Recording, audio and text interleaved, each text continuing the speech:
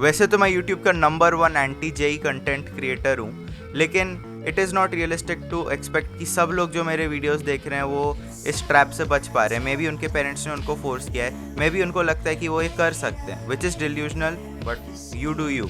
Today I am going to blind react to 20 questions which you might have as a 10th grade student stepping into 11th or in the world of JEE. So let's get into it. Question number 1. Should I take science just because I got 90% in 10th?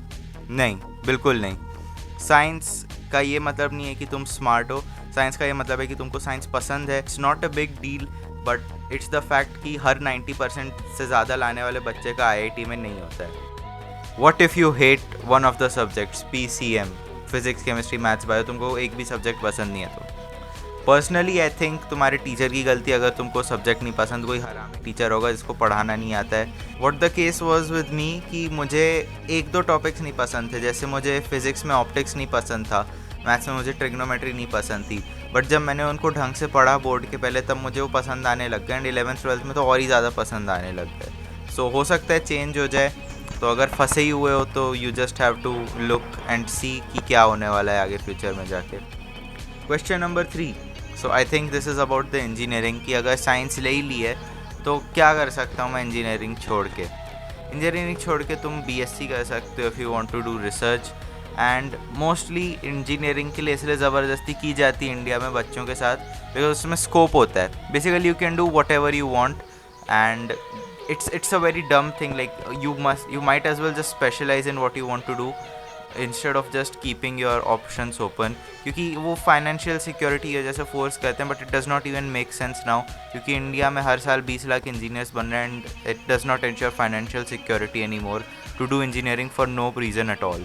Question number 5. How to avoid JEE? देखो अब ये तो starting में होना चाहिए था video के, पर नहीं कर सकते अवॉइड। तो मेरी सोसाइटी में जितने भी लोगों को जानता हूँ, मतलब जिनके बच्चे अभी JEE दे रहे हैं, JEE की प्रिपरेशन शुरू कर रहे हैं, मैं सबके पेरेंट्स को बोल चुका हूँ कि मत कराओ मत कराओ मत कराओ, it's not good, it will waste your 2 years, it will waste money, but they don't want to listen.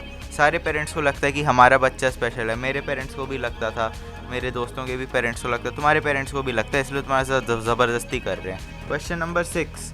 कौन सा बोर्ड चुने, CBSE, ICSE या स्टेट बोर्ड? तो अगर तुम प्रीवियसली 10th ICSE में थे तो I don't think you should switch. I switched however, मैं 11th में CBSE में था और मुझे नई तरीके से आंसर्स लिखने सीखना पड़ा और उसकी वजह से मेरे 11th के फाइनल के मार्क्स ख़राब हो गए। मेरी ओवरऑल परसेंटेज 74 बन के आई थी, which was not that good. वहाँ के टीचर्स को भी मुझसे खुन्नस निकालनी थी, बट दैट सम अदर लोर, वो अगले वीडियो में कवर की जाएगी। स्टेट बोर्ड में तुमको रट्टा मारना पड़ेगा, वर्ड टू वर्ड लिखना पड़ेगा।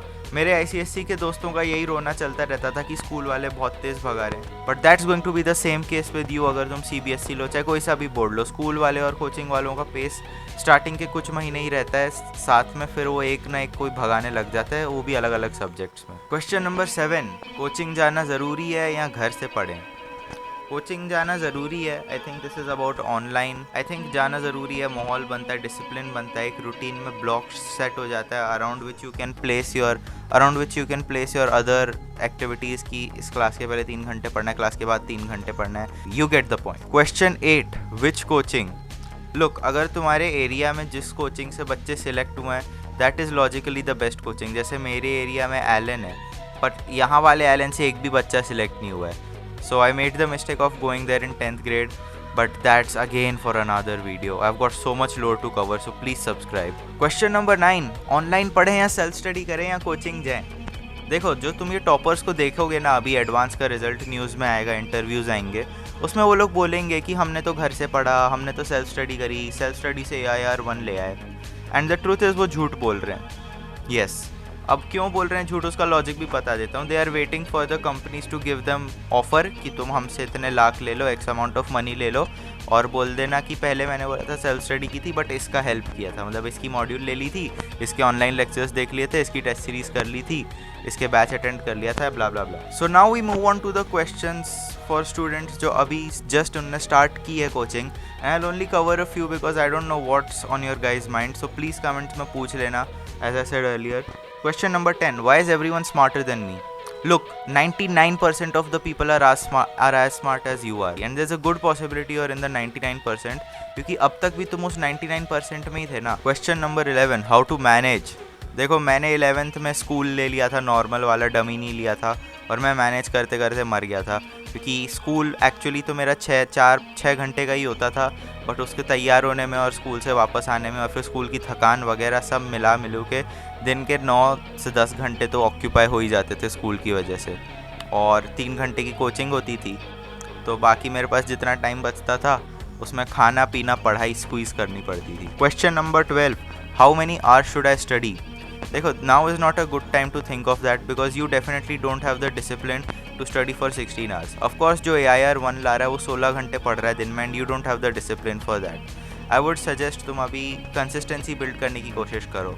Even if you can study for 1 hour per day, study every day of the week for 1 hour and try increasing that more. It worked wonders for me. I started journaling, my timing started being consistent from the beginning of 2024, and अक्टूबर-नवंबर 2024 तक आते आते मेरे दिन में 8-9 घंटे लगातार बैठने की आदत लग चुकी थी. क्वेश्चन नंबर 13, फ्लेक्सिबल और strict routine. I think what you should focus on more is कि तुम दिन के गोल्स कंप्लीट कर रहे हो कि नहीं.